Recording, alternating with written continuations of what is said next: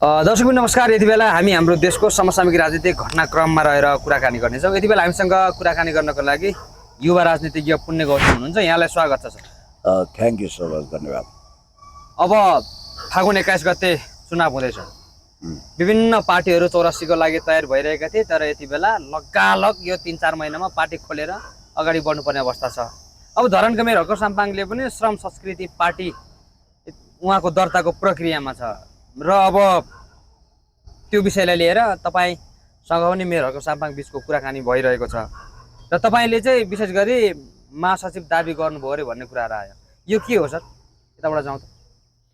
होइन, पहिलो कुरो त हामी चुनावी कुरोको गाँठो खुवाउँ कि जस्तो लागेको थियो। तपाईँले सिधा सपाट प्रश्न सोध्नु। मैले त्यसरी पद ताकेर कुराकानी गरेका छैन, पहिलो कुरो। दोस्रो, हामी यस्तो काम गरौँ कि जुन कुरोमा हर्क साम्पाङज्यू जो महान मेयर हुनुहुन्छ, भविष्यमा यो देशको कार्यकारी सिटमा बसेर म प्रधानमन्त्री हुन्छु, म राष्ट्रपति हुन्छु, म देश हाँक्छु र देशलाई महत्त्वपूर्ण विकासको चरम चुलीमा पुर्याउँछु भन्ने उद्दाम सपना देख्ने हर्क साम्पाङज्यूले टिम बनाउँदाखेरि एकदम हतपतमा लतपत टाइपले होइन, परिपक्व टाइपले बनाउनुपर्छ र प्रारम्भिक सैद्धान्तिक छलफलका कुरा आफ्नो ठाउँमा छन्। तर यसरी पदमा फलाना तिलाना ढिस्काना भनेर त्यसरी हामीले क्याटेगोरिकली छलफल पनि गरेका छैनौँ। त्यो बस भएको पनि छैन। अर्को, तपाईँलाई अहिले मेरो फिलहाल स्ट्याटस के थाहा छ भने म नेकपा एमालेमा केपी शर्मा ओलीलाई अवकाश दिएर उहाँलाई बहिर्गमन गराएर तत्काल विधानतः ईश्वर पोखरेलले कार्यवाहक अध्यक्ष बनेर अघि महाधिवेशन गरेर आफूलाई माझ किराँतको छोरी दाबी गर्ने विद्यादेवी भण्डारीज्यू पार्टीको अध्यक्ष हुनुपर्छ भन्ने लाइनको मान्छे हो।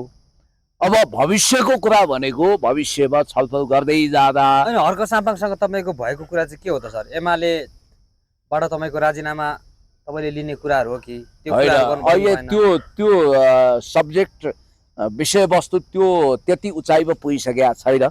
कति कुरा यस्ता हुन्छन् अभिजी कि यी कुराहरू गोप्य राख्नुपर्छ, सेक्रेट राख्नुपर्छ। कतिपय कुराहरू मिडियामा भन्न मिल्दैन, होइन, अनगोइङ प्रोसेसहरू हुन्छ। यो विषयमा म गोपनीयता हुन्छ, म रिजर्भ रहन चाहन्छु। कुरा चाहिँ के भयो सर तपाईँको मेयर साम्पाङसँग? होइन, मेरो कुरा क्लियर छ। म चाहे हर्क साम्पाङज्यूसँग सँगै एउटै बाटोबाट यात्रा गरौँ या पर्यवेक्षक हौँ, मेरो हर्क साम्पाङप्रतिको बुझाइ के हो भने उहाँ परम देशभक्त हुनुहुन्छ, भूमिपुत्र हुनुहुन्छ। यो देशको नेतृत्व गर्न उहाँले पाउनुपर्छ। उहाँ इमान्दार हुनुहुन्छ, zero tolerance against crime and corruption, भ्रष्टाचार र अपराध विरुद्ध शून्य सहनशीलताको नीति लागू गर्ने एक महान मेयर हुनुहुन्छ र उहाँ भूमिपुत्र हुनुहुन्छ। प्रधानमन्त्री पद उहाँले डिजर्भ गर्नुहुन्छ। उहाँले राष्ट्रको नेतृत्व गर्ने अवसर पाउनुपर्छ। उहाँ स्वच्छ छविको हुनुपर्छ। कुनै माइकल लालले 1 रुपियाँ करप्सनको चार्ज हुन नसकेको अत्यन्तै देशभक्त Millennium Challenge Corporation Indo Pacific स्टडिजसँग साललाल जोडिएको छ भनेर राष्ट्रियताको पक्षमा, जनताको पक्षमा, देशको पक्षमा, विकासको पक्षमा, समृद्धिको पक्षमा अगाडि बढ्ने मेयर हुनाले उहाँलाई म हमेसा वेल विश गर्छु, उहाँकोलाई शुभकामना दिन्छु। तपाईँलाई एउटा इन्ट्रेस्टिङ कुरो निवेदन गरौँ। तपाईँका यिनै क्यामेराहरू साथी छन्, लगभग तपाईँले मेरो इन्टरभ्यू गर्न लागेको पनि 4 वर्ष पुग्यो होला। तपाईँ भन्नुहोस्, मेयर साम्पाङज्यू मेयर भएदेखि अथवा नहुँदैदेखि आजसम्म हर्क साम्पाङज्यूको विषयमा मैले हजारौं इन्टरभ्यू दिएँ होला। कहिल्यै कतै कुनै नेगेटिभ कुरा नगर्ने मान्छे सिर्फ म होला र सङ्कटमा साथ दिने पनि म होला। र मलाई लाग्छ हर्क साम्पाङज्यूले अब जेनजी पुस्ताको पनि अभिभावक बनेर अगाडि बढ्नुपर्छ। जहाँसम्म कुलमान घिसिङजीको तपाईँले कुरा गर्नुभयो, अन्य चुनावको कुरा गर्नुभयो, यसको जवाफ चाहिँ म सर्टकटमा दिइहाल्छु। चुनाव हुन्छ र भनिरहेका छन् मान्छेले। किन भनिरहेका छन् भने निर्वाचन आयोगको तयारी नै छैन। निर्वाचन आयोगको प्रमुख आयुक्त अहिले नियुक्त हुनुहुन्न, कार्यवाहकले चलाउनु भएको छ। दिनेश थपलिया सर रिटायरमेन्टमा जानुभयो भन्ने बित्तिकै निर्वाचन आयोगको तयारी हेर्दा फागुन होइन, 1 वर्षपछि पनि निर्वाचन हुन्छ कि हुँदैन थाहा छैन। मूलधारका दलहरूले निर्वाचनप्रति ओठे भक्ति देखाएका छन्। दल आफै सङ्कटमा छन्, जनताको बिचमा जानको लागि सङ्कट परिरहेछ। अब एउटा पार्टीको चौथो ठुलो शक्ति जो भविष्यमा यो देशकै नेतृत्व गर्छु, प्रधानमन्त्री मै हुन्छु सबभन्दा ठुलो पार्टी बन्छु भनेर महत्वाकांक्षा राख्ने पार्टीको सभापति जेलमा त्यो होइन आउँछ सर। यति बेला है? निवर्तमान प्रधानमन्त्री केपी शर्मा ओलीले त अब संसद पुनर्स्थापना गर्ने कुरालाई जोड दिएको देखियो, नत्र हामी चुनावमै भाग लिँदैनौँ भन्ने प्रकारले पनि अगाडि बढेको देखियो। अब यही कारणले पनि यो चुनाव नहुने जस्तो देखिन्छ। होइन, केपी शर्मा ओलीज्यू अहिले प्रोएक्टिभ हुनुभएको छ। मलाई जहाँसम्म लाग्छ उहाँले ग्रेसफुल एक्जिट त लिन सक्नु भएन, सम्मानजनक बहिर्गमन नभएकै सही, तर उहाँले बहिर्गमन लिने उपयुक्त समय आयो र उहाँले अनिवार्य अवकाश लिनै पर्छ, होइन भने इतिहास बहुत निर्मम हुन्छ भन्ने कुरो उहाँले बुझ्नु भएको छ। यसै पनि उहाँलाई गिरफ्तार गर्नको निम्ति अब गृहमन्त्रीलाई दिनदिनै दबाब छ, होइन जाहेरी परिसकेको अवस्था छ। जाहेरी परिसकेका छ। त्यसो त बालेन्द्र सुदन गुरुङ पनि डेन्जर जोनमै विरुद्ध छन्, पनि जाहेरी छ। होइन? दुई विरुद्ध पनि ठाउँ ठाउँमा जाहेरी छ। मैले भन्न खोजेको कुरा के भने अब यो सरकारको वैधता माथि नै प्रश्न उठिरहेको बेला अब स्वाभाविक हो, दलको हिसाबले काङ्ग्रेस, एमाले, इभन रासपाहरू, राप्रपा पनि संसद पुनर्स्थापनाको पक्षमा देखिन्छन्। मैले बुझेको कुरो तपाईँलाई गरिदिन्छु म, उनीहरू संसद पुनर्स्थापनाको पक्षमा छन्, होइन? अब विद्यादेवी भण्डारीज्यू भविष्यमा नेकपा एमालेको अध्यक्ष हुन गइरहनु भएको छ, उहाँले यो विषयमा मौनता साध्नु भएको छ। त मेरो बुझाइ के हो भने अब यही डेढ भइसकेको संसद बिउताएर तपाईँ के गर्ने? सतीदेवीको लास सिनु जस्तो काँधमा बोकेर महादेव हिँड्दाखेरि त्यो मासु झरेर शक्तिपीठ बन्यो, तर यो संसदको लास बोकेर तपाईँ हिँड्दा कुनै शक्तिपीठ बन्नेवाला छैन। अब अर्को लफडा, तनाव, द्वन्द्व, प्रतिशोध, भयङ्कर झगडा, आन्दोलन, विध्वंसतिर मुलुक गएर फेल्ड स्टेट हुन सक्छ। किनभने जेएनजीले त मान्दैन पुनर्स्थापित संसद। पुनर्स्थापित संसदले पुरानै अनुहार ल्याउने होला, नयाँ भने पनि को छ र त्यही पुरानै अनुहारका मोडरेट रूपहरू हुन्, तिनीहरूकै नयाँ भर्जन हुन्, होइन? त्यस कारणले गर्दा बुद्धिमत्ता यही हुनेछ। म स्पष्ट रूपमा भन्छु, सुशीला कार्कीज्यू नेपालको इतिहासमा पहिलो महिला प्रधान न्यायाधीशको इतिहास रचना गर्नु थियो, गर्नुभयो, तपाईँ धन्य हुनुहुन्छ। फेरि नेपालको इतिहासमा अहिलेसम्म नभएको अर्को रेकर्ड कायम गरेर सिंहदरबारमा फोटो टाँसिसक्नुभयो, प्रधानमन्त्री हुनुभयो। तर तपाईँको सरकार त असफल हुन लाग्यो नि। अनि तपाईँको सरकारमा त विदेशीहरूको ताण्डव भयो, फितिबत्तवालाहरूको खुल्लम खुल्ला गतिविधि छ, एनजिओ तन्त्र हावी छ, देशभक्तहरूलाई कर्नर गरिएको छ, बदनाम गरिएको छ, विदेशी ऋण उनीहरूको शर्तमा थोपर र जनतालाई भार बोकाउने कुरा भइरहेछ। 5 दिनमा भ्रष्टाचार चट हुन्छ भनेर चुड्की बजा, होइन सुशीला आमै? खोइ त अब 1 महिना बितिसकेको छ, तपाईँको सरकारले माखो मार्न सकेका छैन। भ्रष्टाचार विरुद्ध कुनै शक्तिशाली आयोग गठन गर्न पनि तपाईँले छैन। अब मन्त्रीमण्डलमा पनि तपाईँले पूर्णता दिन सक्नु भएको छैन भन्ने बित्तिकै मेरो विचारमा उहाँले पनि ग्रेसफुल एक्जिट लिने बेला यही हो। म चाहन्छु चेलीबेटी हो, तिहारमा प्रधानमन्त्रीको रूपमा भाइ हुनुहुन्छ होला, टिका लगाइदिनुहोस्, तिहार मान्नुहोस्, त्यसपछि तपाईँले खुरुक्क राजीनामा दिनुहोस्। यदि सुशीला कार्की विरुद्ध मलाई लाग्छ यो दसैँ तिहारकै बिचमा रिट जान्छ भन्ने कुरो थियो, गयो भने प्रधान न्यायाधीशले सङ्केत गर्नुभएको छ अब संविधानले यो सरकार चिन्दैन, अन्तरिम संविधान नभएको हुनाले यसलाई अन्तरिम सरकार भन्न मिलेन। 169 स्पष्ट रूपमा भनिदियो कि कुनै पनि सम्माननीय पदमा पुगेको व्यक्तिले राजकीय पद धारण गर्न मिलेन, यो गैर संवैधानिक हुन्छ भनेर धारा 179 ले भनिदिइसक्यो। धारा 168 ले के भनिदियो? प्रतिनिधि सभा सदस्य रहनुपर्ने बहुमत प्राप्त दलको व्यक्ति नै प्रधानमन्त्री हुने भन्ने बित्तिकै उहाँ संसद सदस्य पनि होइन, अनि बहुमत प्राप्त दलको समर्थन पनि छैन, अनि संसद विघटन छ भन्ने बित्तिकै यो भद्रको यो गाई जात्रा काहीँ नभएको जात्रा हाडीमा नलगाउनुहोस्। अब एक त अदालतबाटै प्रधान न्यायाधीशज्यू लगायत संवैधानिक इजलासले यो सरकारलाई टोपल डाउन गर्न सक्छ। गैर संवैधानिक करार गरेपछि नेक्स्ट कोर्स भनेको संसद पुनर्स्थापना, त्यसले फेरि भाँड भैलो हुने हुनाले सबभन्दा राम्रो निकास तपाईँ दिनुहोस्। त्यो निकास म भन्छु, त्यो निकास के हो भने तिहार मनाउनुहोस्, ठिक छ, त्यसपछि राजीनामा दिनुहोस्, राजीनामा दिएर घरमा बस्नुहोस्। तपाईँलाई आराम पनि चाहिएको छ। हेर्छु म तपाईँ केपी शर्मा ओलीज्यू भन्दा बिरामी देखिन्छ, तपाईँ हिँड्न पनि सकिरहनु भएको छैन।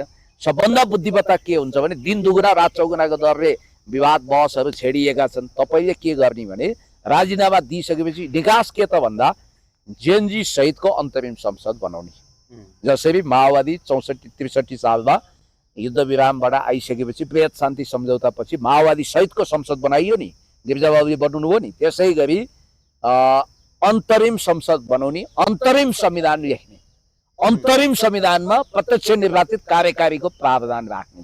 अब हुने चुनाव भनेको प्रत्यक्ष निर्वाचित कार्यकारीको हुनुपर्छ। अब यो जनरल यस्तो चुनाव भएर हुँदैन, निकास आउँदैन, झन् भाँड भैलो जान्छ। अन्तरिम संविधान नै बनाउनु पर्यो। अन्तरिम हेर्नुहोस्, व्यवस्थापनको विधि बताइदिन्छु। पहिला निकासको विधि के? सुशीला कार्कीको राजीनामा, त्यसपछि राजीनामा लगत्तै त्यसलाई राष्ट्रपतिले स्वीकार गर्नु पर्यो। होइन भने अदालतले फ्याँक्दियो भने संवैधानिक सङ्कट आउने खतरा हुन्छ। अब त्यसपछि उहाँले राजीनामा दिएपछि त अदालतमा मुद्दा पनि पर्ने लफडा भएन, अनि कसको सरकार बनाउने भन्ने विषयमा अब आउने। अब त्यसपछि के हुन्छ? तत्काल कसको नेतृत्वमा भन्दा जेनजीले अब बालन शाहलाई अथवा सुदन गुरुङलाई त प्रतिनिधि मान्न सक्दैन, बाइकट गरिसके। उनीहरू नक्कली जेनजी हुन्। असली रूपमा एजेन्डाको प्रतिनिधित्व गर्ने, भावनाको प्रतिनिधित्व गर्ने वान एन्ड ओन्ली पर्सन भनेको को? हर्क साम्पाङ। एकजना हुनुहुन्छ रवि लामिछाने, उहाँलाई फौजदारी केस छ, शक्तिशाली व्यक्ति हो, देशदरार हुनुहुन्छ, उहाँ जेलमा हुनुहुन्छ। अरूले सम्हाल्न सक्दैनन् भन्ने बित्तिकै प्रत्यक्ष निर्वाचित कार्यकारी चाहियो।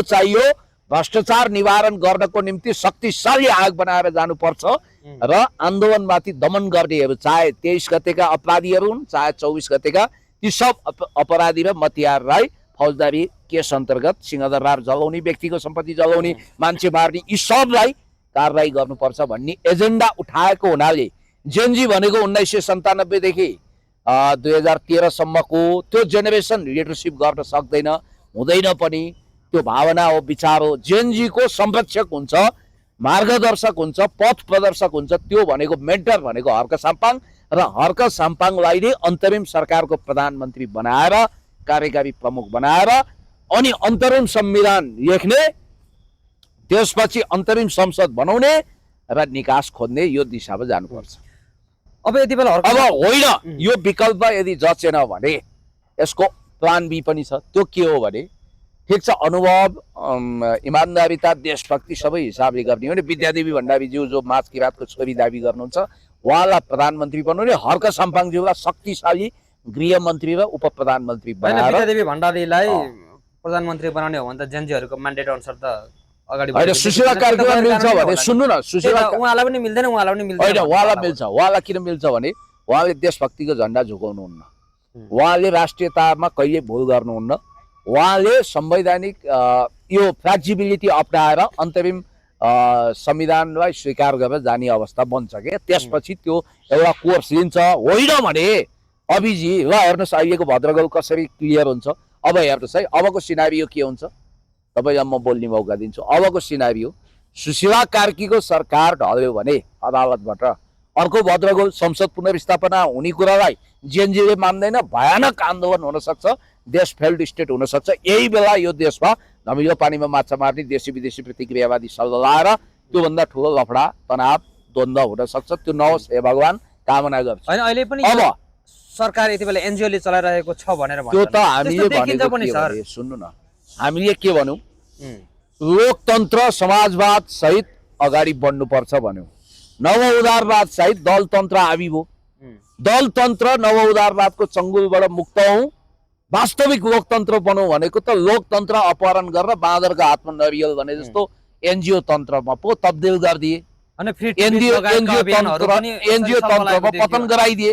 इतिहासकै सबभन्दा निर्लज्ज र नालायक घटना के देखियो भने, जसको कुनै सरकारी परिचय छैन, राजकीय भूमिका छैन, त्यो मान्छे हेर्दा उरन्ठेउलो ठिटो देखिने, के बोल्छ थाहा नहुने ठिटो गएर गृह सचिव, गृहमन्त्री, राज्यका पदाधिकारीहरू, गृह सचिव, सुरक्षा निकायका आधिकारिक व्यक्तिलाई निर्देशन दिन्छ। कुन ट्रेनिङ दिइरहेको घटनाहरू हेर्नु हो भनेपछि हैसियत के हो? संविधान भन्दा माथि यो सुदन गुरुङ हुन्छ, बालेन शाह हुन्छन्, अनि बालेन शाहले अभियानको त्यो अभियानलाई बोकेर अगाडि बढेको जस्तो देखिन्छ। अनि बालेन शाहले रिमोट कन्ट्रोल लगाउने, अनि तय भइसकेको गृहमन्त्री हर्क साम्पाङको नाम काटेर आफ्नो झोलाबाट निकालेर ओम प्रकाशलाई मन्त्री बनाउने, ओम प्रकाश अरियाललाई, जो वस्तुतः सिद्धान्त त फेल भइसक्नु भएको छ। म यो विषयमा पनि भनौँला, चन्द्र कुबेर खापुङ जस्तो देशभक्त गरिमामय पदमा रहनुभएका आइजी साहबलाई धन्यवाद छ, जसले प्रहरीको गरिमा जोगाउनु भयो। उहाँले अपराधी त छोडाए नि त, ओम प्रकाश अरियालले, होइन, उहाँले के भन्नुभयो भने हामी तपाईँका सबै आदेशहरू कार्यान्वयन गर्न सक्दैनौँ सरी भनिदिए। यो सरकारलाई संविधानले चिन्दैन, संविधानको कुन धारा अन्तर्गत बन्यो, त्यसकारण यो गैर संवैधानिक सरकार भन्ने पुष्टि भइसकेको छ। अन्तरिम संसद बनेर म्यान्डेट लिनुपर्छ, यही राष्ट्रपतिले शपथ खुवाउने, यही संविधान अन्तर्गत सरकार बन्ने, अनि अन्तरिम सरकार भनेर हुन्छ। अन्तरिम सरकार बन्न त अन्तरिम संविधान चाहियो। अब हेर्नुहोस्, संसद पुनर्स्थापना भइदियो भने आउने यिनै अनुहार भएपछि दल जनतालाई फ्रस्ट्रेसन हुन्छ, अर्को विध्वंसतिर जान सक्छ, मुलुक अनन्त द्वन्द्वको परेड ग्राउन्ड बन्न सक्छ। यो खतरा छ। अर्को, लो संसद पुनर्स्थापना भएन, 6 महिनामा तपाईँले चुनाव गर्न सक्नुहुन्छ सुशीला दिज्यू? सक्नुहुन्न। त्यसपछि तपाईँले के गर्नुहुन्छ? म्याद थप्न खोज्नुहुन्छ। म्याद थप्न खोज्दा 2058 सालमा जसरी शेरबहादुर राई असफल प्रधानमन्त्री भनेर गलत्याएर राजा ज्ञानेन्द्रले हातमा शासन लिनुभएको थियो, सैनिकले भोलि सुशीला कार्कीज्यूलाई बर्खास्त गरेर तत्कालको लागि रेस्क्यु मिसन भनेर सम्पूर्ण अधिकार दिन्छ र पछि थाहा छैन अब राजाको शिरमा सिरपेज लगाइदिन्छ कि के हुन्छ कि प्रत्यक्ष निर्वाचित कार्यकारी राष्ट्रपतितिर लान्छ कि के गर्छ, त्यो हेर्न बाँकी छ। त्यो के हुन्छ भनेर अहिले भन्न सकिँदैन। त्यसकारण हामीले यो दिशाबाट अगाडि बढ्ने हो भने एउटै कुरा जरुरी छ, सुशीला कार्कीको राजीनामा। अब यहाँ गृहमन्त्रीको भनिरहनु परेन नि, सुशीला कार्कीको भन्ने बित्तिकै त होल क्याबिनेटको राजीनामा भयो होइन। अहिले हेर्नुहोस् कस्ता कस्ता अनुहार। फ्री तिब्बत मुभमेन्टको लगानीमा तिब्बती धर्मशालामा बसेर पढ्नेहरू मन्त्री बन्ने चर्चा आइरहेछ। हिजोसम्म हामीसँग यसो दाइ लाउन भनेर दाराङ इच्छ्याउने एउटा भाइ होइन के गर्दै थियो, त्यो पनि मन्त्री बन्ने भनेर, जसलाई सहसचिव ठुलो कि उपसचिव ठुलो थाहा हुँदैन। यी फेरि अनौठो कुरा के भने अमेरिकन युथ काउन्सिलबारे नेपाली नागरिक हुने अनि अमेरिकन युथ काउन्सिलमा बस्न सुहाउँछ।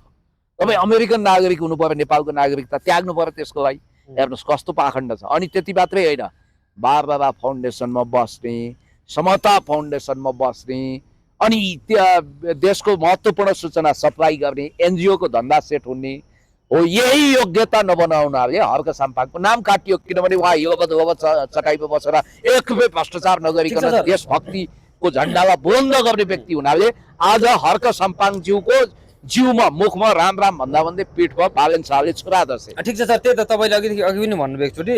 अब यति बेला बालेन शाहको हर्क साम्पाङको नाम गृहमन्त्रीबाट काटेर बालेन शाहले अहिले अर्को गृहमन्त्री राख्नुभयो भन्दै गर्दाखेरि नि उहाँहरू बिचको टकस यति धेरै चर्कियो कि मानौ त्यो ठुलो एउटा भूकम्प जस्तो हो सर।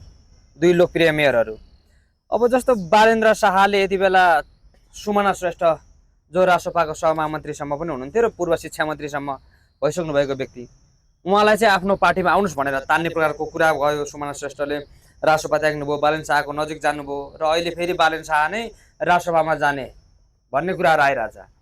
यो चलखेल के हो? हर्क साम्पाङको विरुद्धमा यसरी लागेको जस्तो देखिन्छ कि बालेन शाह, धेरैजनाले यसलाई विश्लेषण पनि गरिसक्नु भएको छ।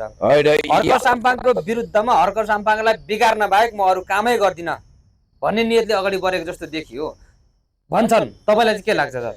एउटा कुरा के बुझ्नु पर्यो भने हर्क साम्पाङ प्रतिको उनको द्वेष भावना, कलुषित विचार केवल व्यक्तिगत टकरावबाट मात्रै पैदा भएको हो कि राष्ट्रिय अन्तर्राष्ट्रिय शक्ति केन्द्रले उनलाई हर्क साम्पाङलाई खरानी बनाउने असाइनमेन्ट दिएको हो। पहिला यो बुझ्नु पर्यो। हो, गहिराईमा जानु पर्यो। तथ्य र विचारको गहिराईमा गएपछि तपाईँले सामुद्रिक गहिराईबाट विचारका मोतीहरू टिप्न सक्नुहुन्छ। सवाल के हो भने यो व्यक्तिगत हिसाबले भन्दा अत्यन्तै जेलस, ईर्ष्यालु र कपटी विचार र भावनाको मान्छे हुन् हर्क साम्पाङ। असामाजिक छवि त बालेन शाह असामाजिक छवि त उनको छँदैछ। राजा महाराजा पल्टिनु पर्ने, मान वा नमान माइती र मेहमान हुनुपर्ने अनुभव र विचार खासै परिपक्व नभएको, रहस्यमय कुनै समय अमेरिकन युथ काउन्सिलमा बसेको भनेर प्रचारित यी मानिस वास्तवमा भन्ने हो भने नेपालको समस्या र सङ्कट बन्दिए, समाधान होइन। काठमाडौँमा सुन्नु न, पहिला गरिब दुखीहरू बसेर सानातिना व्यवसाय चलाएका थिए, उनीहरूको बोर्डिङ फी भरिन्थ्यो बच्चाहरूको, उनीहरूको रोजीरोटी चलेको थियो। ती सुकुम्बासी, ती भूमिहीन, ती गरिब, ती असहायलाई लखटे। आखिर काठमाडौँ सुनको लङ्का त बनेन। बेरोजगारी जिउका त्यौँ छ, गरिबी छ। यतिको काम त योभन्दा राम्रो त केशव स्थापितले पहिला गरेका थिए होइन। अब अर्को कुरो म भन्छु, जस्तो यिनले अहिले तपाईँले कुरा गर्नुभयो हर्क साम्पाङ र यिनको टकरावको विषय। वास्तवमा हर्क साम्पाङ व्यक्तिगत इगोबाट सञ्चालित हुनुहुन्न, उहाँलाई राष्ट्रको उत्पाद प्रेम छ। त्यसकारण राष्ट्रघातीप्रति उहाँ स्वाभाविक रूपमा दुर्वासा बन्नुहुन्छ, रिसाउनुहुन्छ। उहाँ भूमिपुत्र हो, भूमिपुत्रलाई देशघातीहरू मन पर्दैन, प्रष्ट कुरो। अर्को कुरो, आर्थिक सुशासनको हिसाबले पनि बालेनको छवि त्यति उज्जवल देखिँदैन। अर्को कुरो, यो जुन 24 गतेको घटनामा उनका दमकलहरू नजानु, अब बलिरहेको द्वन्द्वको आगोमा पेट्रोल हाल्नु, यी सब काम गरेको हुनाले भोलि कुनै पनि बेला फौजदारी केसमा तानिन सक्ने पात्र हुन् बालेन र सुदन। अब रहस्यमय विदेशी शक्ति केन्द्रसँग उनको हिमचिम भएको कुरो विभिन्न स्रोतबाट आएको छ। जस्तो दमकल किन पठाउन सकिएन भन्दाखेरि उहाँले चाहिँ त्यो जेन्जीहरूले त्यसरी बाटो नै दिएन भन्ने कुराहरू आयो, त्यो आन्दोलनकारीले। मानव अब ललितपुरले चाहिँ दमकल पठायो धेरै ठाउँ, ललितपुरले पठाउन सक्ने त्यही 50 लगभग सिंहदरबारको 200 मिटर टाढा रहेको महानगरको अफिस, त्यो दमकल स्टेसनबाट दमकल नजाने। यो कुरालाई हेर्दाखेरि बालेन्द्र शाहले त्यो भिडले छेकेको भन्न मिल्छ। सिर्फ विदेशी शक्तिको मलाइजा गरेर भविष्यमा प्रधानमन्त्री राष्ट्रपति हुन सकिन्छ। नेपालीहरू भने त ऐरे गैरे भैरे नथे खैरे हुन्, मेरो स्तुति गर्छन्, झिगा धपाउँछन् भन्ने चरम फ्युडालिस्टिक सोचबाट गुज्रिएका बालेन शाह एक रहस्यमय पात्र पनि हुन्। उनले जुन काइते तर्कवासी र रकमी वाहियात कुतर्क गरेका छन् यसको कुनै आधारै छैन।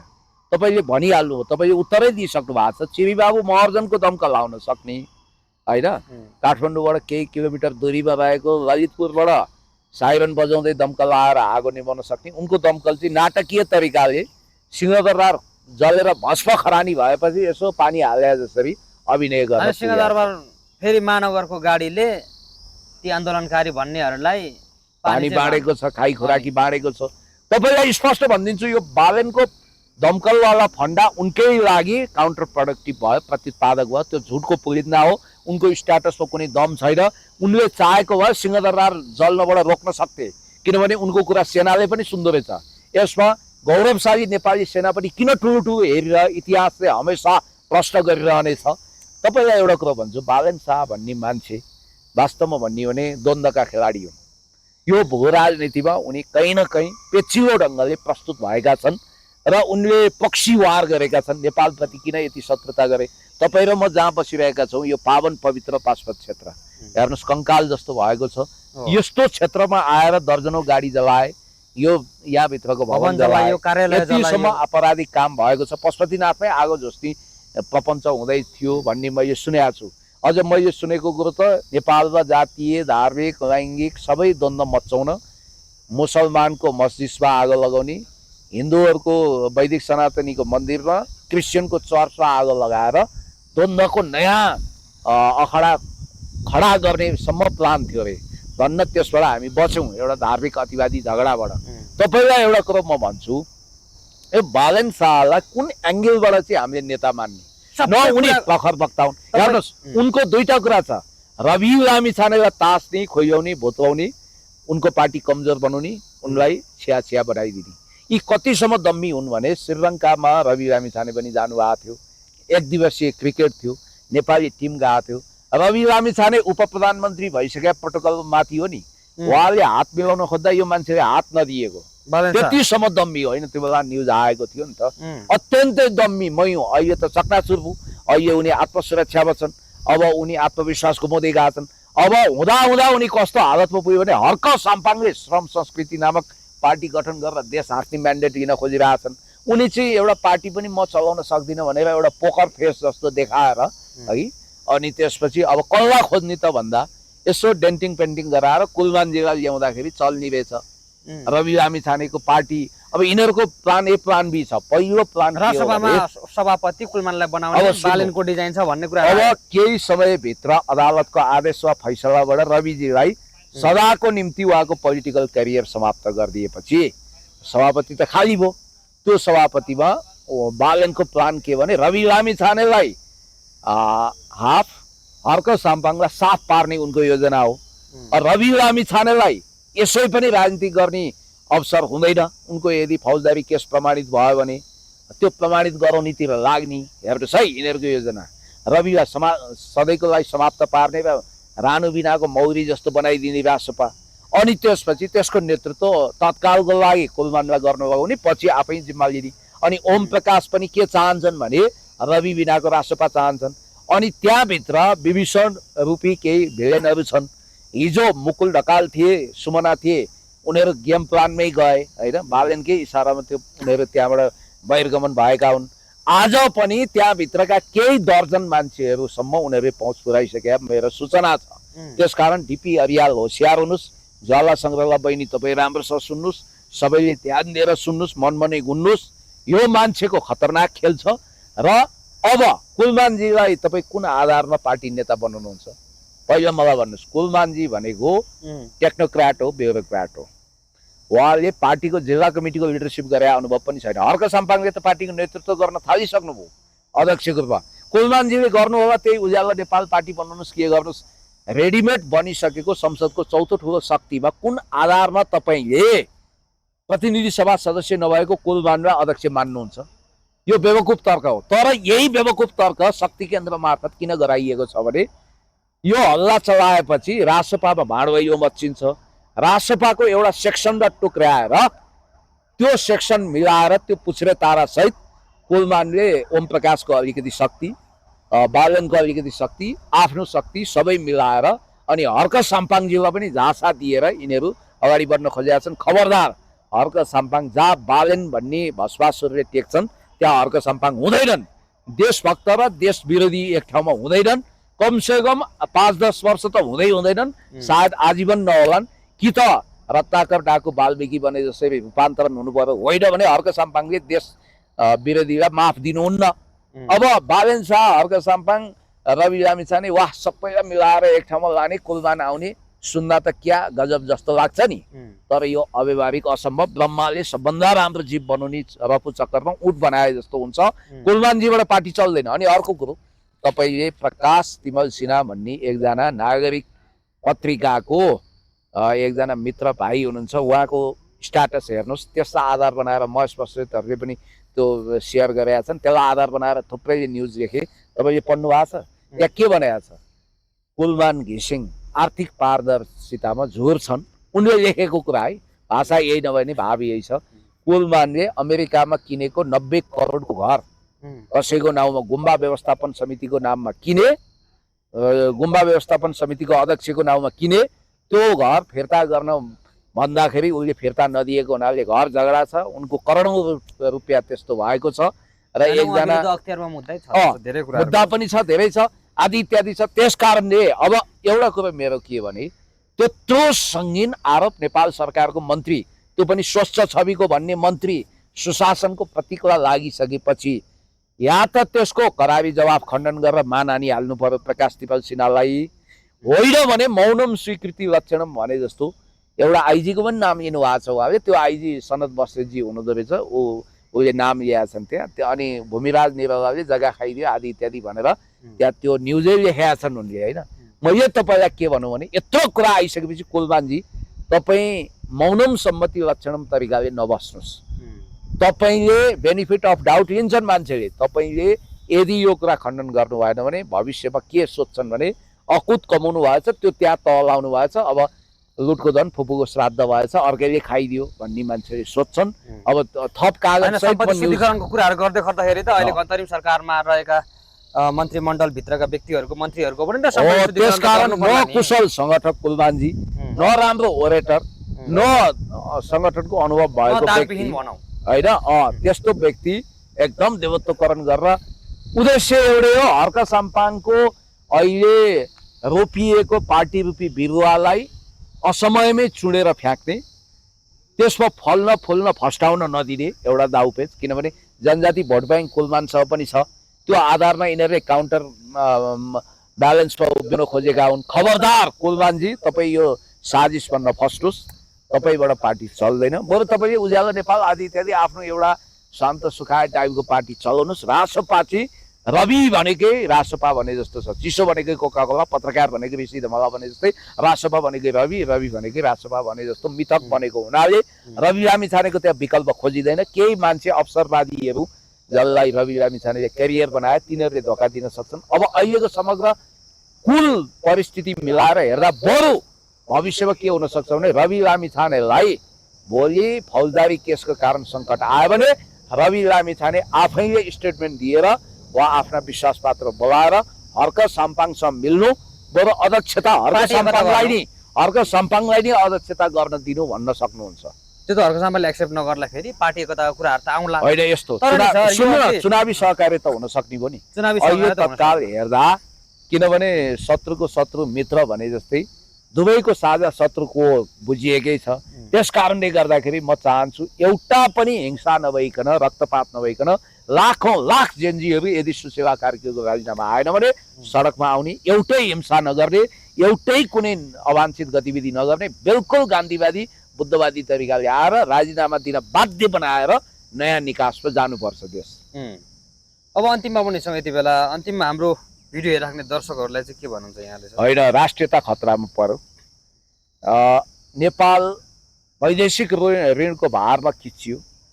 नव उदारवादी ढाक्रेहरूले एनजिओ तन्त्र लागू गरे। तपाईलाई मैले एउटा इन्ट्रेस्टिङ कुरा गरौँ, अस्ति क्याबिनेटको बैठक सार्वजनिक भयो, बैठकको निर्णयहरू। त्यसमा के भनिएको छ भने नेपालले एसियन डेभलपमेन्ट ब्याङ्क एडिबीबाट तत्कालको लागि $100 मिलियन ऋण लिने, अनुदान है र सफ्ट लोन भनेको छ। सफ्ट लोन भने पनि ब्याज दर चर्कै हुन्छ। अब हेर्नु त हर्क साम्पाङले के भन्नुहुन्थ्यो, हामीले पनि भनेको कुरा त्यही हो, आन्तरिक स्रोत परिचालन गरौँ। अब 60 अर्ब त चुनाव गर्न लाग्छ, कहाँबाट ल्याउनुहुन्छ? अहिले कर्मचारीलाई तलब खुवाउन सकिया छैन, बजेट रकमान्तर भइरहेको छ, विकासका कामहरू भइरहेको छैन, साधारण खर्च वात्तै छ, देश अस्ति बाढी पहिरोमा पनि को जोखिममा पनि पर्यो। त्यसै गरी तपाईँको यत्रो जेनजी आन्दोलनले 50 खर्बभन्दा बढीको नोक्सानी गर्यो भन्ने बित्तिकै यस्तो चरम आर्थिक सङ्कटमा फेरि देशमा खरबौँ रुपियाँ विदेशी ऋण भएको ठाउँमा डेप ट्र्याप भन्छ कि यसलाई, ऋणको पासोमा फेरि जनतालाई पार्नको निम्ति नयाँ प्रपञ्च रचियो। नवउदारवादी यो सरकारले वास्तवमा समाजवादको सपनालाई च्यातचुत पारेर विदेशी शर्तमा एडिबीको लोन लिँदैछ। यो घातक कुरा हो। ऋण काटेर घिउ खानु हुँदैन भन्ने हाम्रो पिता पुर्खाको मान्यतै छ। त्यसैले म तपाईँलाई के भन्न चाहन्छु भने यो सरकार राष्ट्रियता, जनतन्त्र, जनजीविकाको सवालमा जोर भयो, यसले आफ्नो औचित्यता गुमायो। गृहमन्त्री त पहिलो चरणमै असफल भइसक्यो हो। अब होल क्याबिनेट नै विवादास्पद मान्छेले भरिए। फ्री तिब्बत मुभमेन्टको ज्याकेट लगाएर मान्छे आन्दोलनको मैदानमा आए। योभन्दा आपत्तिको कुरा के हुन्छ? तपाईँको तिब्बत ओरिजिन ब्लड भन्ने टी सर्ट लगाएर गुट्टु पल्सर बाइक, बुलेट बाइक लिएर मान्छे आइरहेछन्, तिनीहरूलाई कारबाही छैन। यो देश त तपाईँको विदेशी शक्ति केन्द्रहरूको हातमा गइसक्यो, हाम्रो हातमा केही पनि छैन, रिमोट दाब्या छन्। एउटा मामुली सुदन गुरुङ भन्ने केटोले बिहार बालनको कुरै छोडिदिनुहोस्, उनको पनि एसडिपिएससी त सत्ता हल्लाउने होइन नि, तर पुच्छरले कुकुर हल्लाएको होइन कि कुकुरले पुच्छर हल्लाएन, पुच्छरले कुकुर हल्लाए चाहिँ यी दुईजनाले राज्यलाई थर्र बनाइरहेछन् भन्ने बित्तिकै यो राज्यको वैधता, यसको आधिकारिकता कहाँ गयो? यो मान्छे कुन आधारमा चाहिँ क्याबिनेटको बैठक गर्न जान्छ? राष्ट्रपतिका भेट्न जाँदा पहिलो नम्बरमा यही मान्छे किन हुन्छ? यही मान्छेले हेर्नु, जेन्जी पनि होइन उहाँ, यी नयाँ जेलेन्स्कीको उत्पादन गर्न खोजिएको फ्री तिब्बतको पैसा खाएर एनजिओ तन्त्र चलाएको मान्छे। तपाईँलाई एउटा अनौठो कुरो गरिदिन्छु कि यी मान्छेहरूको कारण आज राज्यको प्रतिष्ठा पुरै गुम भएको छ। देशबाट वैदेशिक लगानीहरू फिर्ता भएको छ र देशका प्रसिद्ध पुँजीपतिहरू देशबाट पुँजी लिएर पलायन कस्ने तयारीमा छन्। देश धाराशाही भएको छ, जर्जर भएको छ। अब जेनजीको नाउँमा घुसपैठ गरेका नक्कली जेनजीहरूले गरेका अपराधहरूलाई सातखत माफी दिने कुरा सोचिएको छ। धन्यवाद छ चन्द्र कुबेर खापुङज्यू, आइजी साहब, तपाईँले एउटा स्ट्यान्ड लिएर प्रोफेसनल प्रहरीको एउटा इमेज बचाउनु भयो। आज 1400 हतियार लुटिएकोमा जम्मा 200-300 भन्दा बढी फिर्ता भएको छैन। हजारौं कैदीहरू बाहिर छन्, हत्या गरिरहेका छन् भन्नाले यो देशबाट भागेका कैदीहरू हत्या गरेको देशमा हर्क साम्पाङज्यूले भने जस्तै शान्ति, अहिंसा, प्रेम, करुणा, भातृत्वले राज गर्नुपर्नेमा प्रतिशोध, घृणा, द्वन्द, उहापोह भइरहेको छ। र यस्तो चरम सङ्कटको बेला अब दुईजना व्यक्ति हो, एउटा रवि लामिछाने हो, नयाँ पुस्ताको, नयाँ जेनेरेसनबाट आएको अथवा नयाँ आन्दोलनबाट, पपुलर मुभमेन्टबाट, एउटा हर्क साम्पाङ हो। रवि लामिछानेलाई थच्याइहाले होइन, अब उहाँ यो तत्काल बाहिर आउने सम्भावना छैन। म सुन्दैछु उहाँको त पोलिटिकल करियरै ध्वस्त पारिँदैछ भन्ने सुनेको छु। खबरदार त्यस्तो नहोस्, उहाँ बाइज्जत बिहा हुनुपर्छ। सुशीला कार्कीज्यूले पहिला त भन्नुहुन्थ्यो नि ओठे भक्ति कस्तो देखाउनुहुन्थ्यो, ओहो बिचरा रविलाई अन्याय भएछ भन्नुहुन्थ्यो। रवि विरुद्ध प्रतिशोध भयो भन्नुहुन्थ्यो, तर अहिले सुर्ती बजाएर 5 दिनमा भ्रष्टाचार निवारण गर्छु भने होइन। सुशीला कार्कीज्यू कुर्सी खाली गरिदिनुहोस्। हर्क साम्पाङज्यू आउँदै हुनुहुन्छ। हर्क साम्पाङज्यू वा विद्या भण्डारीज्यूले तपाईको कुर्सीमा बसेर अब देश चलाउनु सर हुन्छ। असली मैले अघि नै अन्तिम त भनिहालेँ, तर असली जेनजीहरूले नि सर यति बेला सामाजिक सञ्जालमा आएर के भन्न थाल्नु भएको छ भने ओहो हामीले गल्ती गरेछौँ, हर्क साम्पाङ जस्तो व्यक्तित्वलाई नै पो ल्याउनु पर्ने थिएछ भनेर रिग्रेट गरेको पनि असली हामीले जेनजीको विचार र भावनाको प्रतिनिधि पात्र, संरक्षक, मेन्टर, पथ प्रदर्शक भनेकै हर्क साम्पाङज्यू हो र पछि पछि हामी पनि छौँ। हस्, धन्यवाद सर। धेरै धेरै धन्यवाद।